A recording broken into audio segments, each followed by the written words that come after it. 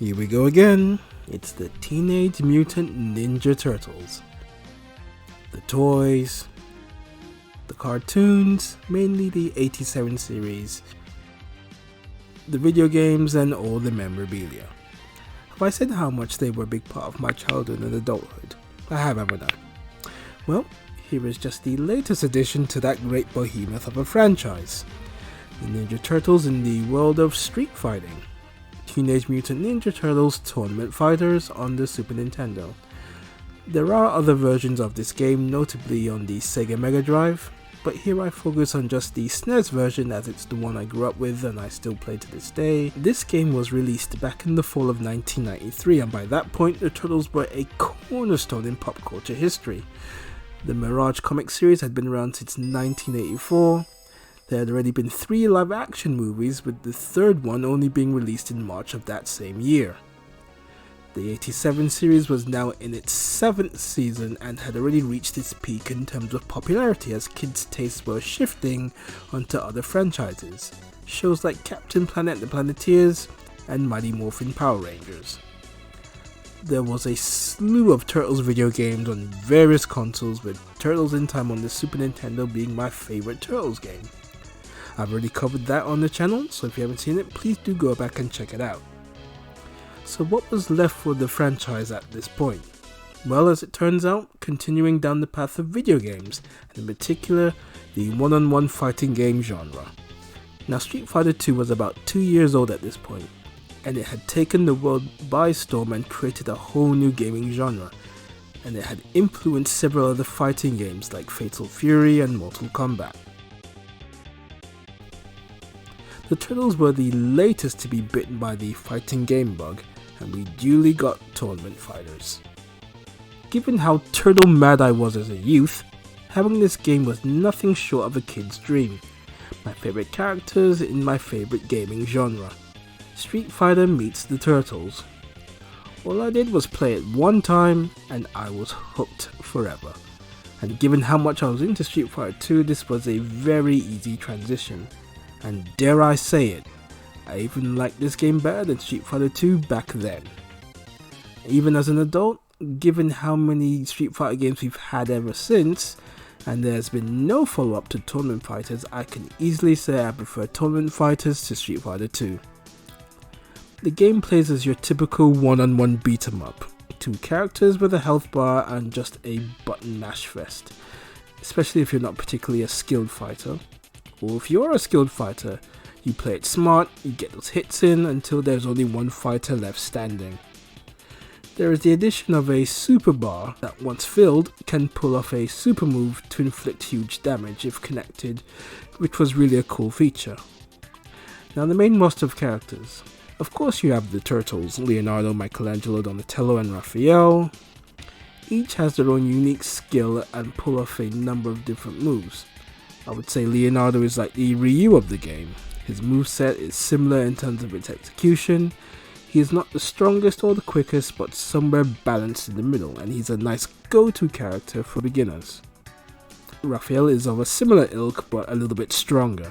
His movesets involve charge motions and half-circle quarter execution, similar to what we see with Guile and Dhalsim in Street Fighter 2. Again, not the quickest, but a nice range of fighting moves, and probably the strongest of the 4. Probably my 2 favourite characters in the game in both Michelangelo and Donatello. Mikey is more of the speed merchant of the group and can pull off excellent combos with his moveset, and in my opinion he has the best super move.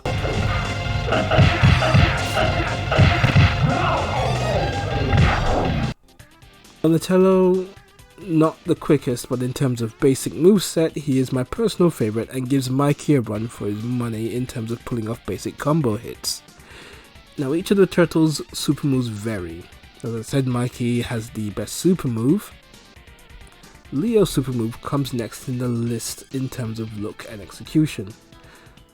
Donatello and Raphael's super moves are fine, nothing too spectacular, but that said, they all seem to take the same amount of energy when connected properly, so it comes down to whose looks the best. Michelangelo. Then you have Shredder. Now, it's usually canon for him to appear in a Turtles game as the main boss, But here he's just one of the regular characters, which comes as a bit of a surprise. And he's called Cyber Shredder, which makes no sense because there's nothing really mechanical about him. But saying that, he was one of the more trickier opponents to defeat in the regular tournament mode. Again, your basic moveset, which involves a number of charge moves, and a cool feature which sees him deflect a projectile. Then there are 5 other characters whom I was not familiar with. Asuka, who is like the Chun-Li of this game. I was led to believe that she might be the daughter of Shredder, which proved to be incorrect. Turns out she was based on the character Mitsu from the 3rd live-action Ninja Turtles movie, and they were set to feature her with that name until it was dropped, and then she was renamed Asuka. The name change was due to the poor reception of the movie. That frankly made no sense to me, as the character was completely new. You may as well have just called her Mitsu, a name fans were already familiar with, instead of Asuka. There are 2 characters which come from the Ninja Turtles Archie comic series in War and Armageddon. I had never read this series of comics, so I had absolutely no idea who they were, and to be honest, I never really played as them much, except for in the single tournament mode, and I went to clock the game on easy. This was just simply to check out their end stories. They were trickier to fight against with the CPU controlling them. Their movements I found to be slow, and I just never really got into them. And then there was Wingnut and Chrome Dome. Wingnut had appeared a few times in the Archie comic series, and he appeared in the 87 series, so I was somewhat familiar with him. Chrome Dome also appeared in the 87 cartoon, so I knew who he was. But again, like War and Armageddon, these 2 characters I rarely used. Again, except for the easy mode, just to simply check out their end stories. Then finally we move on to the 2 bosses of the game, the Rat King and Karai. Not available in the initial character select screen, but with the use of a cheat they can become playable, but can only be used in the versus mode, which kinda sucks, and would have been nice to have used them in single player mode. We all know about the Rat King and his origins from the cartoon series, and having him here in the game is a nice touch, and he has a nice array of moves, making him one of my more likable characters to play as. And then the final boss in Karai. I had no idea who she was, and I thought that maybe she was Shredder's wife and they both had a child in Asuka. Well, that would have been something. But that was not the case whatsoever. As it turns out, Karai is the leader of the Foot Clan in Japan, and she has only appeared in the Mirage comics at this point in the Turtles' history. There would be more to her in the 2003 Ninja Turtles series, where they fleshed out her character a bit more, and she had ties to Shredder, and a unique relationship with Leonardo. Karai would go on to appear several times in later iterations of the Ninja Turtles cartoon shows. Her moveset is very fast and powerful and simple enough to pull off. When I first encountered her as a boss, she was very tough to beat. So let's just say that I'm so glad that she can be used as a playable character. I have talked about the characters, but what about the play modes? Well, single player you have the standard tournament mode, taking one character and beating all the others plus the 2 bosses, and that's it. Just watch the stories and game over. The story mode is the next mode you can play as, where you play as any of the 4 turtles and only the turtles, and you have to rescue Splinter and April by beating the other characters and doing it without the super gauge. This can be rectified with a cheat to enable the meter active in story mode. And there's a watch mode just to basically watch the computer duke it out, which I did on occasion with the CPU on the hardest possible level just to be entertained. And that's really it as far as modes go, but then what else is there except maybe a training mode to practice your skill set. I mentioned earlier the other versions of the game. The Sega Mega Drive, or Genesis for US viewers, had a completely different roster which included April and Casey Jones. And that begs the question, why weren't they included in the SNES version along with other characters who were canon in the Turtles franchise? You know, characters like Rocksteady, Bebop, Baxter and Krang. It just made no sense to me to include characters like War and Armageddon who were not popular in the mainstream, as opposed to these guys who were staples of the Turtles franchise. I will never understand the selection process for games. Never. Now, I have never played the Mega Drive or the NES versions of this game, but on close inspection, they seemed like games I probably would have played at the time if I'd had access to them. As an adult, I can't really say that I'm dying to play them. Maybe one day I will get my hands on an emulator and play those to test them out. Who knows, we'll see. As a lover of fighting games, I am pleased that the Turtles got their share of the pie by having their own fighting game.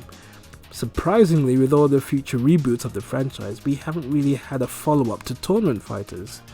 Now, given the resurgence of fighting games in the last 12 plus years, it's surprising that nobody has done a modern day one-on-one fighting game with the Turtles.